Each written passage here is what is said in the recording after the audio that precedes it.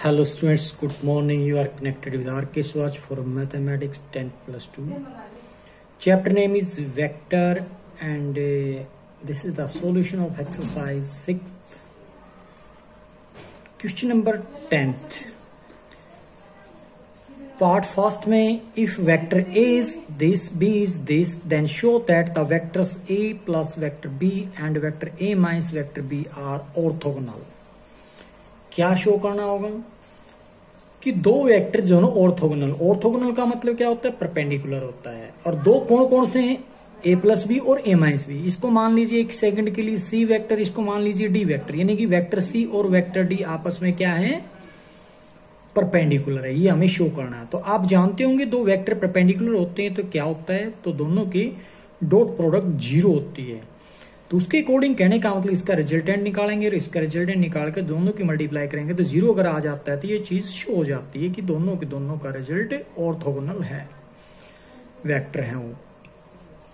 तो अब ए वेक्टर दे रखा है, बी वेक्टर दे रखा है, लिखा हमने सबसे पहले vector A plus vector B. कैसे ऐड करते हैं, दो वेक्टर का एडिशन क्या होता है, आई कैप को आई कैप में, जे कैप को जे कैप में, के कैप को के कैप में ऐड करते हैं। कैलकुलेशन करने के बाद आपको मिलेगा 6 I cap plus 2 J cap minus 8 K cap. And vector A minus vector B is vector A की वैल्यू माइनस वेक्टर बी की। तो सब्ट्रैक्शन में भी आई कैप में से आई कैप को सब्ट्रैक्ट करेंगे, जे कैप में से जे कैप को सब्ट्रैक्ट किया जाएगा, के कैप में से के कैप को सब्ट्रैक्ट किया जाएगा। रिजल्ट आएगा 4 आई कैप माइनस 4 जे कैप प्लस 2 के कैप। नाउ उसने क्या कहा शो करने के लिए कि ए प्लस बी जो वेक्टर आएगा और ए माइनस बी जो वेक्टर आएगा उन दोनों को ऑर्थोगोनल शो करना है। इसका रिजल्ट मैं यहां दे चुका हूं और ए माइनस बी वेक्टर का रिजल्ट यहां दे चुका हूं। तो दोनों की मल्टीप्लाई कर देते हैं, रिजल्ट आना चाहिए 0 के इक्वल। तो डॉट प्रोडक्ट आप जानते होंगे, आई कैप को आई कैप के साथ कोएफिशिएंट मल्टीप्लाई करके प्लस कर देंगे, जे कैप को जे कैप के कोएफिशिएंट से मल्टीप्लाई करके प्लस कर देंगे, के कैप के कोएफिशिएंट को के कैप के कोएफिशिएंट के साथ मल्टीप्लाई करके। इसका रिजल्ट आ रहा है 0। तो 0 इक्वल टू 0 होती है। अगर 0 इक्वल टू 0 होती है तो ट्रू हो गया तो प्रूव भी हो गया, शो हो गया। मतलब क्या शो हो गया, vector A plus B and vector A minus vector B are orthogonal. Next vector A is this, B is this, C is this. तो वेक्टर ए बी सी दे रखें और लैम्डा की वैल्यू को पता लगाना है। Find the value of lambda, show that vector A plus lambda vector B is perpendicular to vector C. मतलब क्या होगा, पहले रिजल्टेंट निकालना पड़ेगा और उसको इसके साथ डॉट वेक्टर सी के साथ डॉट प्रोडक्ट 0 के इक्वल रखकर लैम्डा की वैल्यू निकलेगी। क्यों रखेंगे डॉट प्रोडक्ट 0 के इक्वल, क्योंकि उसने क्या कहा है, दोनों वेक्टर कौन से वेक्टर ये जो आएगा और वेक्टर सी दोनों परपेंडिकुलर हैं, इसलिए सॉरी। तो सबसे पहले A plus lambda vector B की वैल्यू पता लगाते थे। ए में लैम्डा बी की वैल्यू ऐड करते थे, क्या आता है आपके सामने 1 minus lambda into I cap plus 2 lambda J cap plus 3 lambda K cap. And that is perpendicular to vector C. कब रहेगा, जब इन दोनों की डॉट प्रोडक्ट 0 रहेगी। तो इसकी वैल्यू की इसकी वेक्टर से इस वेक्टर को इस वेक्टर से डॉट प्रोडक्ट डालते हैं तो क्या बनता है, तो वेक्टर सी अपने पास यहां नजर आ रहा है और ए प्लस लैम्डा बी की वैल्यू हम ये निकाल चुके हैं। तो इसका आई कैप का कोएफिशिएंट आई कैप को यानी कि 3 को 1 माइनस आइटा से 1 माइनस लैम्डा से मल्टीप्लाई करूंगा। ये देखिएगा 1 माइनस लैम्डा को 3 से मल्टीप्लाई किया। अब उसके बाद यहाँ पर जे पर 1 है, इसका जे का क्या है 2 प्लस 2 लैम्डा को 1 से मल्टीप्लाई करूंगा, 2 प्लस 2 लैम्डा को 1 से मल्टीप्लाई करूंगा। उसके बाद यहाँ पर 0 है के कैप का कोएफिशिएंट, तो 0 को मल्टीप्लाई करूंगा 3 प्लस लैम्डा के साथ और इक्वल टू 0 क्यों रखा, क्योंकि गिवन है कि दोनों परपेंडिकुलर हैं तो इसका मतलब डॉट प्रोडक्ट 0 रख दिया हमने। अब यहां से सोल्व करके लैम्डा की वैल्यू आती 5। यही है required result. Next, find the value of lambda. Show that the two vectors 2 I cap plus 3 j cap minus k cap and 4 I cap plus 6 j cap plus lambda k cap are parallel। और second part में हमें find out करना होगा lambda की value किसके according, perpendicular to each other. मतलब क्या है, ये दोनों वेक्टर पैरेलल है तो लैम्डा की वैल्यू क्या होगी, दोनों वेक्टर परपेंडिकुलर है तो लैम्डा की वैल्यू क्या रहेगी। ये देने के लिए हम क्या करते हैं, सबसे पहले हमें पता होना चाहिए दो वेक्टर पैरेलल होते हैं तो क्या होता है। क्या आप जानते हैं, पढ़ के आए थे पीछे, परपेंडिकुलर के बारे में भी पढ़ा था और पैरेलल के बारे में भी पढ़ा था। तो सबसे पहले हम लेते हैं पैरेललिज्म। तो पैरेललिज्म में क्या रहेगा, तो दोनों वेक्टर पैरेलल होने का मतलब क्या था, बात वही फिर बेसिक आ रही है उसकी, कि दो वेक्टर पैरेलल होते हैं, इनकी जो स्केलर कंपोनेंट जो होते हैं वो प्रोपोर्शन होते हैं। तो स्केलर कंपोनेंट कौन से रहेंगे, तो इसका रहेगा 2 3 -1, इसका रहेगा 4 6 लैम्डा। तो 2 3 -1 के अपोन में रिस्पेक्टिवली डाल दिया मैंने 4 6 लैम्डा। इसको बोलते हैं दो वेक्टर अगर पैरेलल होते हैं उनके जो स्केलर कंपोनेंट होते हैं वो प्रोपोर्शनल होते हैं। तो यहां से आप दो तरीके से यूज कर सकते हैं, यानी कि इन दोनों की को रख लो या फिर फर्स्ट एंड लास्ट को क्यों, क्योंकि हमें तो लैम्डा की वैल्यू निकालनी, इसलिए इन दोनों को या फिर इन दोनों को लेना। कहने का मतलब ये तो लेना पड़ेगा, तभी तो लैम्डा की वैल्यू निकलेगी। ये भी 3/6 का मतलब 1/2 होती है, 2/4 का मतलब भी 1/2, दोनों से रिजल्ट तो सेम निकलना है। आप इन दोनों को ले सकते हैं, तो इसका मतलब क्या है, लैम्डा की वैल्यू -2 आ जाएगी यहां से। कब निकली है, जब वो दोनों पैरेलल थे। अब हम निकालते हैं लैम्डा की वैल्यू कैसे, जब वो दोनों परपेंडिकुलर होते हैं। तो दो वेक्टर्स परपेंडिकुलर होने का मतलब अभी एक सम हमने सोल्व किया था, तो ध्यान होगा कि दोनों की डॉट प्रोडक्ट 0 के इक्वल रख देंगे, तो परपेंडिकुलर रहेगा if this dot this is equal to 0। कहने का मतलब दोनों वेक्टर की डॉट प्रोडक्ट 0 रख देंगे। डॉट प्रोडक्ट काफी सम हो चुके हैं, तो शायद आपको पता होगा, आई कैप को आई कैप के कोफिशिएंट से मल्टीप्लाई करके प्लस कर देंगे, जे कैप के कोफिशिएंट की मल्टीप्लाई करके प्लस कर देंगे, के कैप का कोफिशिएंट, यहाँ पर के कैप का जो कोफिशिएंट उनकी मल्टीप्लाई करके ऐड कर दिया, तो क्या मिलेगा, यहाँ से लैम्डा की वैल्यू मिल जाएगी 26। Next, find the scalar projection of vector A on the vector B. ध्यान दीजिए, इन्होंने खुद कहा है scalar projection, not a vector projection. कई बार वो प्रोजेक्शन भी लिखता है, तीन तरीके से वो चीजें पूछ सकता है आपसे। Find the projection of vector A on the vector B ऐसे बोले, या फिर फाइंड द स्केलर प्रोजेक्शन, इन दोनों का मतलब एक ही है। स्केलर यहाँ पर वर्ड छुपा भी लेता है, तब भी मतलब वही निकालना है जो अब हम इस तरीके से सोल्व कर रहे हैं। अगर स्केलर वर्ड यहाँ पर नहीं डालता है तब भी यही रहेगा, स्केलर वर्ड डालता है तो आपके लिए सहूलियत हो जाएगी कि यहाँ पर कौन सा प्रोजेक्शन पूछा गया है, तो स्केलर प्रोजेक्शन के लिए यही बात रहेगी। उसके बाद जो वेक्टर प्रोजेक्शन हो तो वो चेंज आएगा। तो सबसे पहले हम बात कर लेते हैं जो स्टेटमेंट में है, find the scalar projection of vector A on the vector B. तो इसमें स्केलर प्रोजेक्शन के लिए फार्मूला क्या बनता है, तो तब तक ध्यान कीजिए, मैं लिख लेता हूं जो हमारे को नीड है या गिवन है।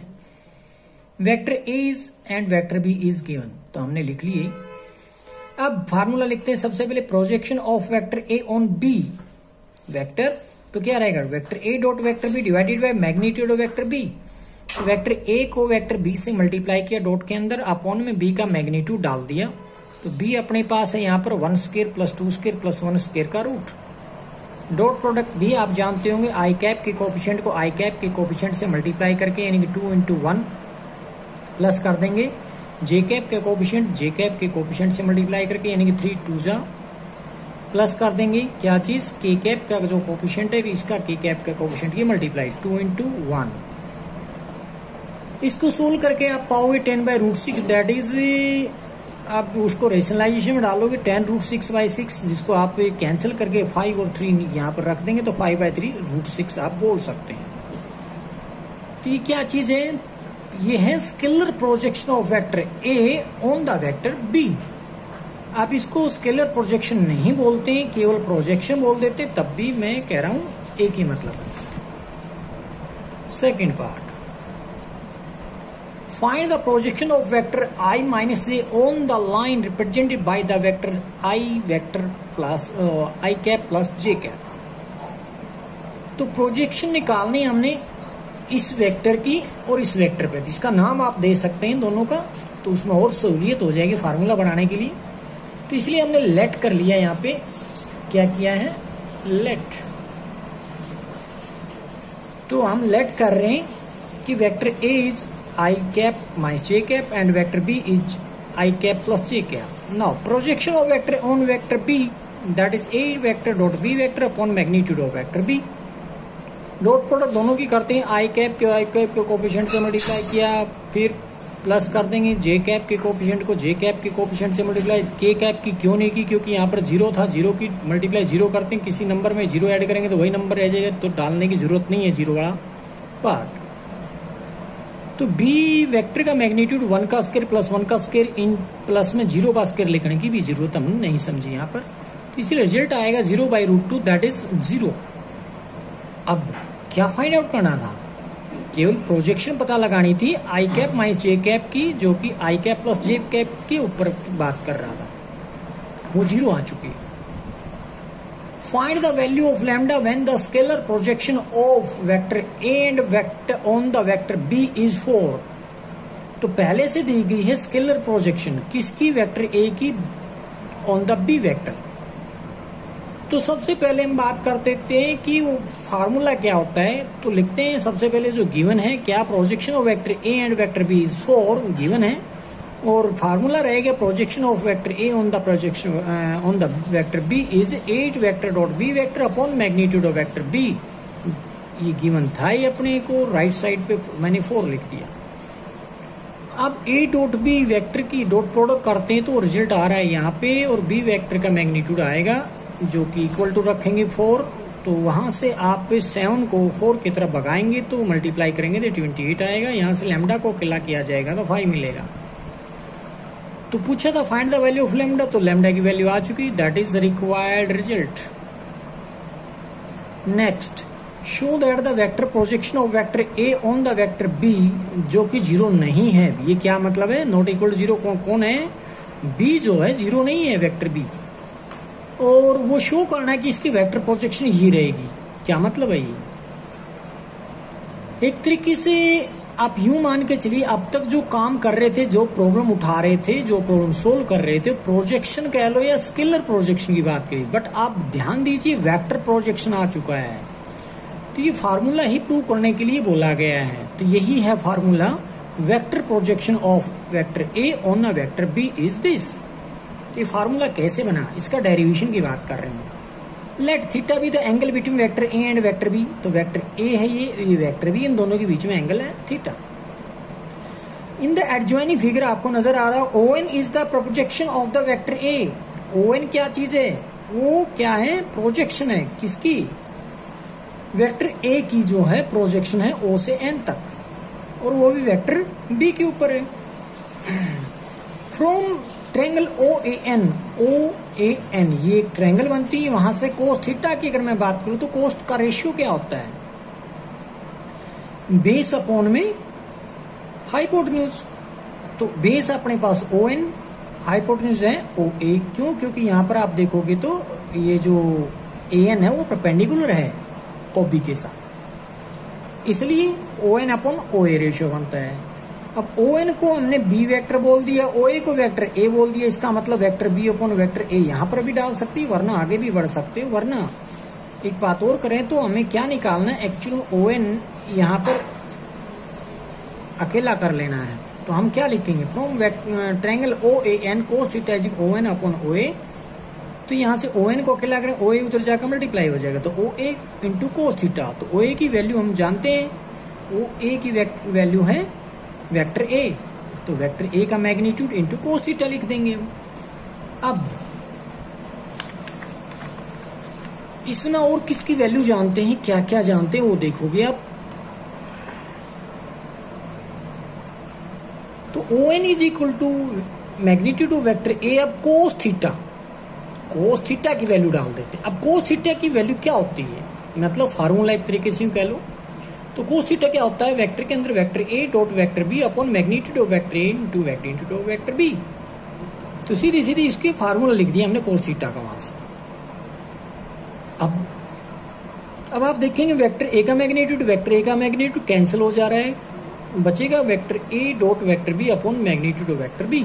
ये क्या आया है, अगर आप ध्यान से देखें तो that is the scalar projection of vector A on the vector B आ चुका है, इसको इक्वेशन फर्स्ट बोल देते हैं। नाउ बी बी कैप क्या बनता है? बी कैप होता क्या है जानते हैं? यूनिट वेक्टर होता है। तो वो क्या होता है? O N vector upon O N है। बी कैप मतलब यूनिट वेक्टर है। तो आप देख पा रहे होंगे ओ एन के लिए हम जो बात कर रहे थे, तो ओ एन वेक्टर को अकेला कर लेते हैं तो ओ एन जो है उधर चला जाएगा बी कैप के पास। अब हमने ओ एन की वैल्यू उठाते हैं। क्या है ओ एन की value? A vector dot B vector upon magnitude of vector B. यहां से उठाकर मतलब इस ओ एन की जगह वैल्यू डाल दी, लिख भी दिया, बता भी दिया कि कहां से I value, from equation first से आई। नाउ अब करना क्या है? वैसे तो आ चुका आपके आंसर, फिर भी बी कैप, कैप को हटा दो। कैप क्या होता है? Unit vector. उसका फार्मूला क्या होता है? Vector B upon magnitude of vector B. हमने बी कैप को लिखा vector B upon magnitude of vector B, बाकी कुछ सेम है। अब इसी को आप लिख सकते हैं A dot vector B divided by magnitude of vector B. Magnitude vector में मल्टीप्लाई करते हो तो उसका होल स्क्वायर बन जाता है, इनटू वेक्टर बी आप यही छोड़ दें। तो क्या बन गया? ये बन जाता है स्केलर प्रोजेक्शन की जगह बन जाएगा vector projection of vector A on vector B.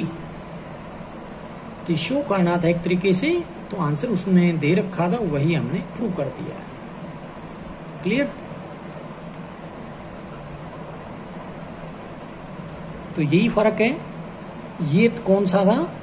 Scalar projection था, vector scalar projection of vector A on vector B, और ये क्या बन गया? वेक्टर प्रोजेक्शन बन चुका है। Next, the dot product of a vector with vectors this this and this. 3 vector दे रखे हैं। एक वेक्टर की डॉट प्रोडक्ट इसके साथ, इसके साथ, इसके साथ दे रखी है माइनस उनके बाद 6 है और 5 है रिस्पेक्टिवली।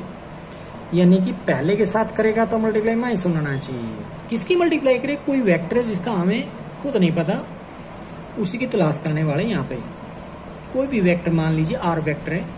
आर वेक्टर किसके साथ मल्टीप्लाई करोगे तो माइनस होना आएगा। आर वेक्टर किसके साथ मल्टीप्लाई करोगे तो 6 आएगा। आर वेक्टर किसकी मल्टीप्लाई करोगे तो 5 आएगा। बट वो मल्टीप्लाई कौन सी करनी है? डॉट प्रोडक्ट करनी है या फिर वेक्टर प्रोडक्ट? तो यहाँ पर ध्यान दीजिए डॉट प्रोडक्ट लिखा गया है। फाइंड द वेक्टर, इस वेक्टर का पता लगाना है। Let vector A is this, B is this and vector C is this. Let कर लिया। Let the required vector B R vector. तो हमने यहाँ पर भी आर वेक्टर से रिप्रेजेंट कर दिया, जो कि जिसकी हमें तलाश है। X i cap plus y j cap plus z k cap is required vector. According to statement क्या कहता है? उस रिक्वायर्ड वेक्टर जिसके साथ डॉट प्रोडक्ट करोगे तो माइनस होना आता है। तो मैंने भी यहाँ लिख दिया R vector dot vector minus one. तो आर वेक्टर की वैल्यू और ए वेक्टर की डॉट प्रोडक्ट में रखकर माइनस वन के इक्वल रख दिया। इनका जब डॉट प्रोडक्ट करते हो तो 3x minus 5z is equal to minus one, equation first रहेगा। अब दूसरी बारी जो इस वेक्टर की प्रोडक्ट करोगे, जो रिक्वायर्ड वेक्टर उसकी इस वेक्टर के साथ डॉट प्रोडक्ट करते हो तो 6 आना चाहिए। तो वही हमने लिख दिया R vector dot B vector is equal to 6 given है। तो यहाँ से आर वेक्टर की वैल्यू जो है ना हमने लेट की थी ये हो सकती है। तो बी वेक्टर उसने दे रखा, दोनों की डॉट प्रोडक्ट करते हैं 6 के इक्वल होने का मतलब 2x plus 7y is equal to 6 आ जाएगा। और एक दे रखा है कि इसके साथ जो रिक्वायर्ड वेक्टर की डॉट प्रोडक्ट करते हो तो उसका रिजल्ट 5 आता है। तो मैंने भी रिक्वायर्ड वेक्टर की सी वेक्टर के साथ डॉट प्रोडक्ट की तो 5 की इक्वल रखती है। दोनों के डॉट प्रोडक्ट के x plus y plus z is equal to 5 बन जाएगा। तो इक्वेशन फर्स्ट सेकंड थर्ड आ चुकी है। अब इन तीनों इक्वेशन को आपने सोल्व करना है, फर्स्ट सेकंड थर्ड। तो इक्वेशन थर्ड को आप मल्टीप्लाई कर लें 5 से और इसमें फर्स्ट में ऐड कर दें तो z कैंसिल हो जाता है, x और y में आ जाएगा। और x और y की एक इक्वेशन हमारे पास, पहले दोनों को सोल्व कर लिया जाएगा 10th की तरह। तो लिखा है multiply equation third by 5 and dividing two adding two 1 और 1 में ऐड कर देंगे। क्या मिलेगा अपने को? एक इक्वेशन मिल जाएगी 8x plus 5y is equal to 24। अब आप देखेंगे ये इक्वेशन और ये इक्वेशन x y वेरिएबल में आ चुकी है। दोनों को सोल्व कर लेंगे बिल्कुल 10th के अकॉर्डिंग। 3 मेथड होते हैं इस तरीके से 2 वेरिएबल की इक्वेशन को सोल्व करना, सब्स्टिट्यूशन, एलिमिनेशन और cross multiplication. Solving 2 and 4 we get, तो क्या क्या मिलेगा, x की वैल्यू 3 मिलेगी, y की वैल्यू 0 मिलेगी। x की वैल्यू 3 को फर्स्ट इक्वेशन में डाल देंगे तो z की वैल्यू आ जाएगी जो कि 2i। तो रिक्वायर्ड वेक्टर क्या बन जाएगा, 3i cap plus 2k cap, यही रहेगा। अब j कैप कहाँ चला गया, क्योंकि हमने लेट किया था ये, तो j कैप कि इससे पहले y है, y अपने पास आ चुका है 0, तो 0 को j कैप से मल्टीप्लाई करते हो तो क्या रहेगा, क्योंकि y की 0 आ चुकी है इसलिए वो डाल देंगे तो 0 बन जाएगा, लिखने की जरूरत नहीं है।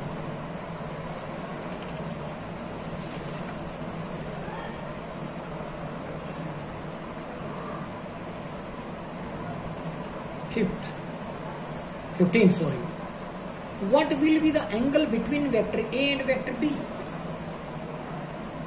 वेक्टर ए और वेक्टर बी के बीच में एंगल क्या होगा, if there is a set of 3 vectors vector A vector B and vector C such that sum of these vector is 0 vector and magnitude vector 3 and magnitude of vector b is 5 and magnitude of vector c is 7। तो क्या पता लगाना है, angle का पता लगाना, किन के बिटवीन में, वेक्टर ए और वेक्टर बी के बिटवीन में।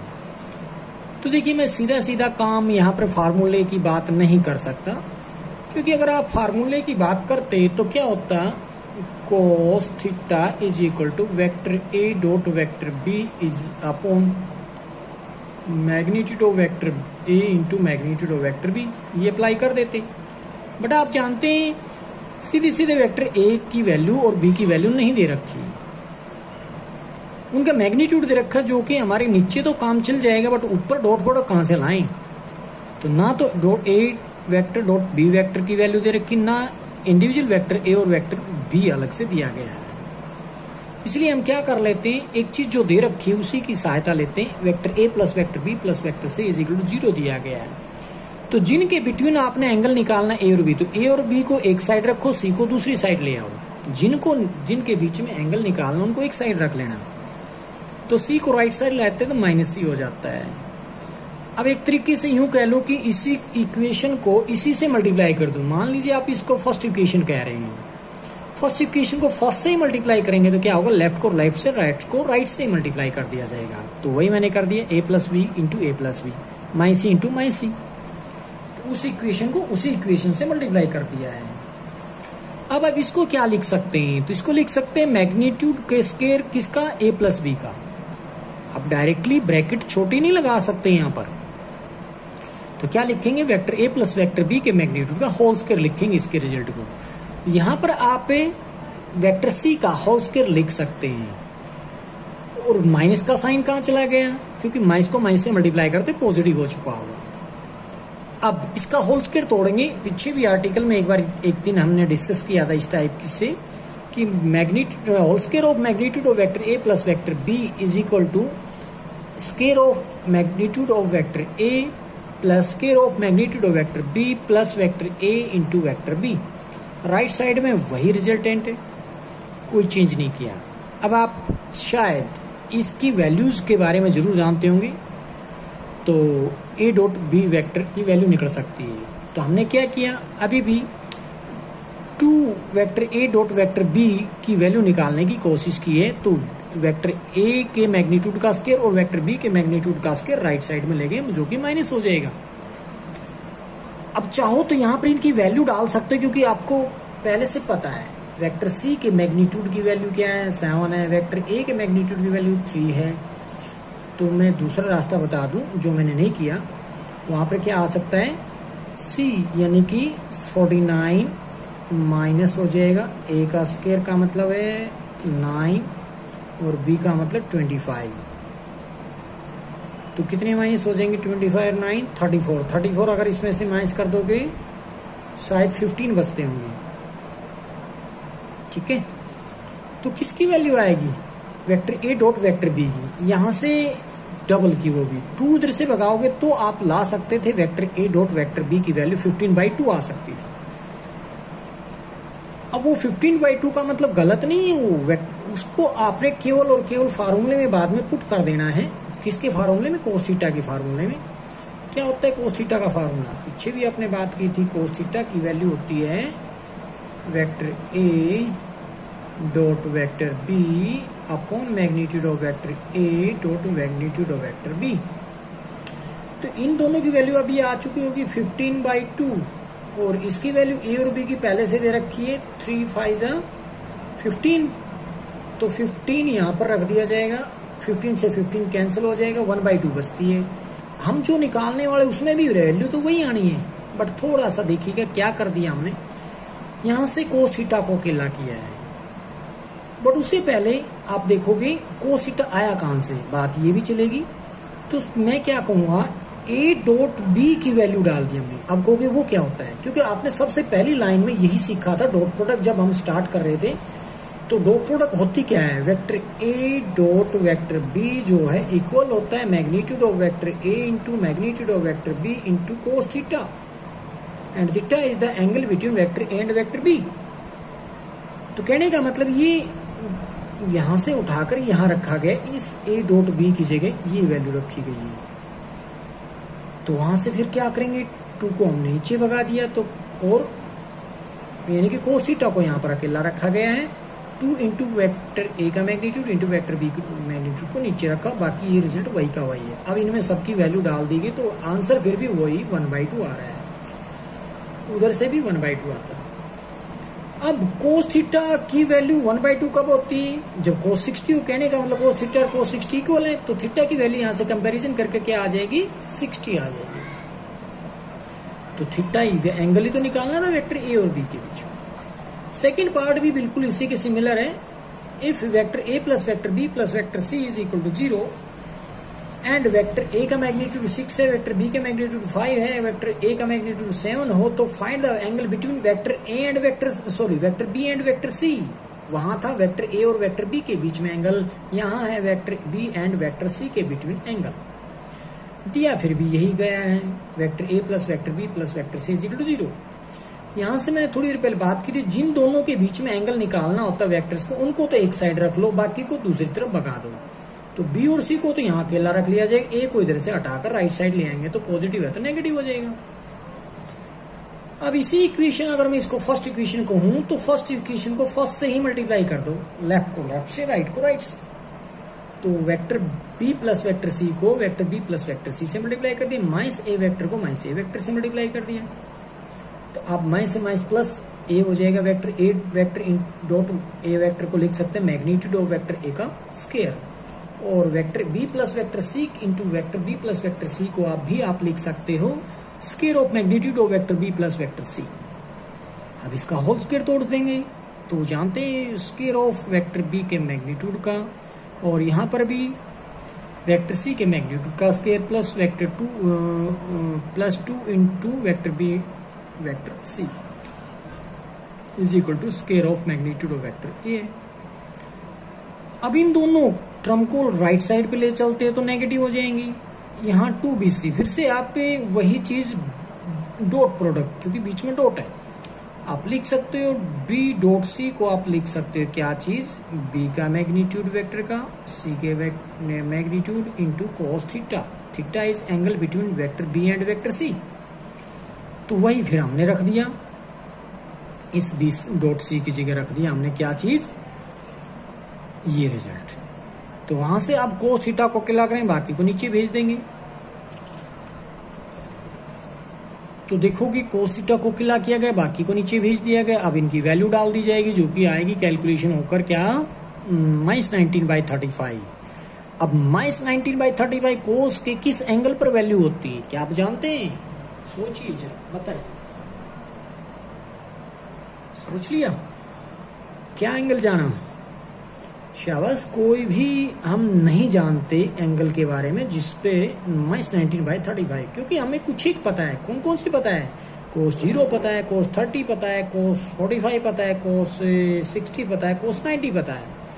तो इसके आगे जो ना, इनके मल्टीपल की वैल्यू तो जरूर निकाल सकते हैं, बट इनके बाकी का नहीं जानते हम, और इसलिए हम बोलेंगे theta is equal to cos inverse -19/35। यही है वो angle between vector B and vector C. Next,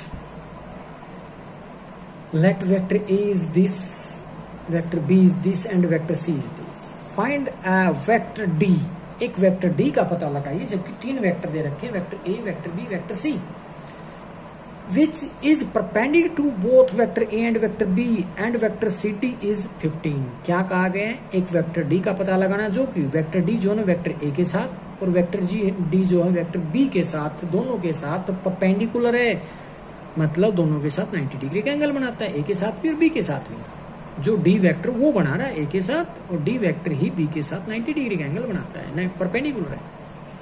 साथ में एक और चीज ये रखी, dot product of C vector dot D vector is 15। तो सबसे पहले लिखते हैं vector A, vector B, vector C, और जिस वेक्टर की तलाश है, जो वेक्टर पता लगाना है, उसको हम लेट कर लेते हैं। जो मर्जी लेट कर सकते थे, एक्स वाई जेड भी डाल सकते थे, D1 D2 D3 की जगह। हमने D के नाम से है तो इसका मतलब D1 D2 D3 इनके कोएफिशिएंट रख लिए, आई कैप, जे कैप, के cap respectively. Since D vector is perpendicular to both vector A and vector B, क्योंकि ये गिवन है, स्टेटमेंट के अंदर बोला गया A और B वेक्टर के साथ, दोनों के साथ वो D जो है परपेंडिकुलर है, तो इसका मतलब ये हो जाता है D vector dot A vector 0 रहेगा, D dot vector B also 0। तो सबसे पहले हम इन दोनों की मल्टीप्लाई करते हैं, किन दोनों की, D की और A वेक्टर की, दोनों की डॉट प्रोडक्ट 0 करते रखेंगे तो क्या बन जाएगा, D1 + 4 D2 + 2 D3 = 0। कहां से, फिर बता दें, I का कोएफिशिएंट I की कोएफिशिएंट के मल्टीप्लाई, यानी कि 1 को D1 से तो D1 रहेगा, प्लस डाल देंगे 4 को 1 से मल्टीप्लाई करके, यानी कि D2 से मल्टीप्लाई करके, उसके बाद 2 को D3 से मल्टीप्लाई करके ऐड कर देंगे, इक्वल में क्या रहेगा, 0, क्योंकि ये दे रखा है एक तरीके से होता है। यूं ही डी वेक्टर और बी वेक्टर की अगर आप डॉट प्रोडक्ट करते हो तो रिजल्ट आ जाएगा। तो इक्वेशन फर्स्ट और सेकंड इनको बोलकर आगे बढ़ जाते हैं। एक वैल्यू दे रखी है उसने, C vector dot D vector is equal to 15, ये गिवन है। अब तो यहां से हम दोनों की डॉट प्रोडक्ट करते हैं और वो 15 की को रख लेते हैं। किसकी डॉट प्रोडक्ट कर दी मैंने यहाँ पर, तो देखोगे वेक्टर सी और वेक्टर डी की डॉट प्रोडक्ट, सी अपने पास है 2 - 4 इनकी स्केलर कंपोनेंट है, और डी वेक्टर के D1 D2 D3, तो 2D1 - D2 + 4D3, तो शायद वही लिखा होगा, इज इक्वल टू 15 बोला गया है। अब इक्वेशन आपके पास 3 है, वेरिएबल भी आपके पास D1 D2 D3 3 ही है, तीनों को इन इक्वेशन को आपस में सोल्व कर ले। जैसे हमने अब एक क्वेश्चन किया था, एक्स वाई जेड की वैल्यू निकाली थी, आपको ध्यान हो तो उसी तरीके से आप इसको सोल्व करेंगे तो क्या होगा, D1 D2 D3 की वैल्यू आएगी, ये D1 की आई 160/3, D2 की आएगी -5/3, D3 की आएगी -70/3।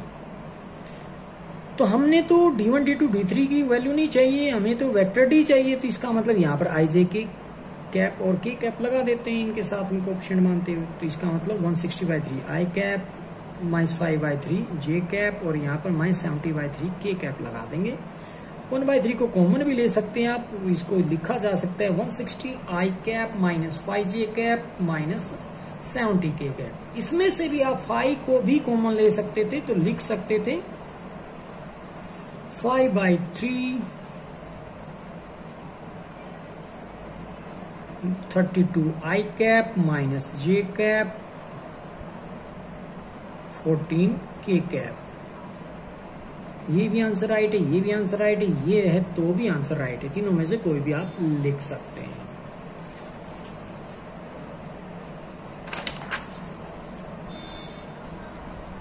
Next 17, the scalar product of vector I cap plus j cap plus k cap with a unit vector along the sum of the vector this and this is equal to 1। क्या कहा गया है, scalar product of vector this, इस vector की scalar product किसके साथ, with a unit vector, एक unit vector रहेगा।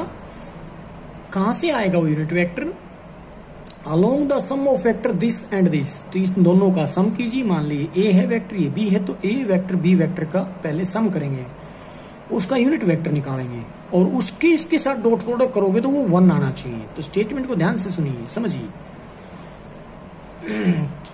तो स्टेटमेंट समझ आएगी तो शायद आपको लगेगा बहुत इजी है। तो क्या कहूं मैं इसको, मान लीजिए इसको सी वेक्टर बोल देता हूं, इसको वेक्टर ए बोल देता हूं, इसको वेक्टर बी बोल देता हूं। तो वेक्टर बी और वेक्टर सी की डॉट प्रोडक्ट जो सम जो आएगा उसका हम निकालेंगे यूनिट वेक्टर। इन दोनों को ऐड करेंगे, जो रिजल्ट आएगा उसका एक यूनिट वेक्टर निकालेंगे, जो बन के आएगा उसको इसके साथ डॉट प्रोडक्ट 1 के इक्वल रखेंगे। तो vector A, vector B, vector C, इसको मैंने ए कह दिया, इसको बी कह दिया, इसको वेक्टर सी बोल दिया है। तो अब इसके अकॉर्डिंग क्या रहेगा, फिर पहले तो बी और सी को ऐड करेंगे, उसका फिर यूनिट वेक्टर निकालेंगे, उसके डॉट प्रोडक्ट ए के साथ 1 के इक्वल रख देंगे। तो सबसे पहले मैं बी और सी को ऐड किया, जानते हैं ऐड, आई कैप में आई कैप, जे कैप में जे कैप, के कैप में के कैप ऐड करके रख दिया गया है। अब उसका मैग्नीट्यूड डालते हैं तो रूट ऑफ 2 प्लस लैम्डा का स्क्वायर प्लस 6 का स्क्वायर प्लस -2 का स्क्वायर। सोल्व करके देखोगे तो root of lambda square plus 4 lambda plus 44 आएगा। अब यूनिट वेक्टर निकालना along vector B plus vector C, तो क्या रहेगा, vector B plus vector C divided by magnitude of vector B plus vector C is equal to, इन दोनों का addition हम निकाले बैठे ये रखा और इन दोनों का मैग्नीट्यूड निकाले बैठे ये, तो इसके अपॉन में दैट इज गिवन 1। तो ये जो यूनिट वेक्टर है इसकी वैल्यू उसने 1 दे रखी है, तो इसका मतलब क्या होगा, तो इनमें हम 1 यूनिट वेक्टर की नहीं, डॉट प्रोडक्ट इसके साथ जब डॉट प्रोडक्ट करोगे इसकी तो 1 दे रखी है, तो ए की वेक्टर की डॉट प्रोडक्ट के बी प्लस सी के यूनिट वेक्टर की साथ 1 दिया गया है। तीन दोनों की डॉट प्रोडक्ट 1 दे रखी है, तो बस इनकी वैल्यू डाल दी, ए की वैल्यू, बी प्लस सी की रिजल्ट निकाल ही चुके हैं हम, ये रहा, और इसके नीचे इसका मैग्नीट्यूड है। तो यहां से आप देखोगे डॉट प्रोडक्ट करते हो और नीचे उसका मैग्नीट्यूड है, इसको ऊपर में मल्टीप्लाई, दोनों काम इकट्ठे कर लेता हूं तो क्या हो जाएगा, तो 2 प्लस लैम्डा प्लस 6 माइनस 2, जो कि कैलकुलेशन आएगा लैम्डा प्लस 6, इसको इधर मल्टीप्लाई करो एज इट इज आ जाएगा।